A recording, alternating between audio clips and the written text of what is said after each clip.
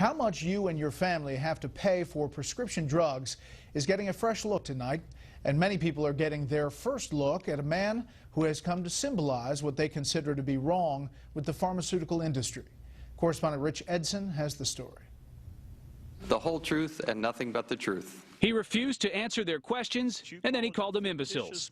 A day on Capitol Hill for former Turing Pharmaceuticals Chief Executive Officer Martin Shkreli. His company raised the price of a drug that fights infections in HIV patients from $13.50 to $750 a pill. And the House Oversight Committee subpoenaed him to appear at a hearing on prescription drug pricing. It's not funny, Mr. Shkreli.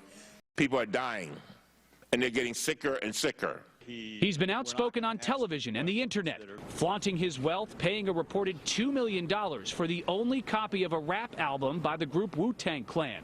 Though he refused to talk before this committee. And I listened to his interview, and he didn't have to be prodded to talk during that interview. He doesn't have to be prodded to tweet.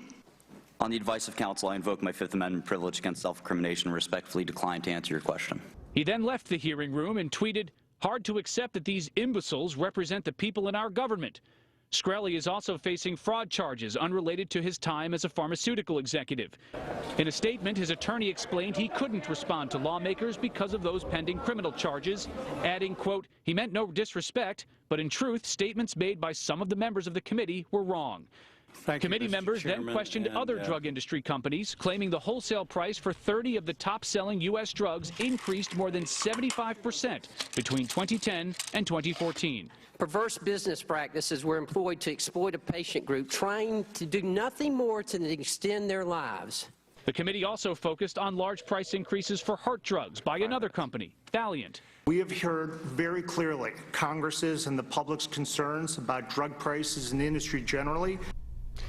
The drug companies say they contend that they've reduced costs and they're working to do so, and they've spent billions of dollars on these drugs to develop them.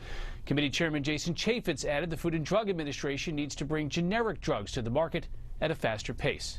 Brett?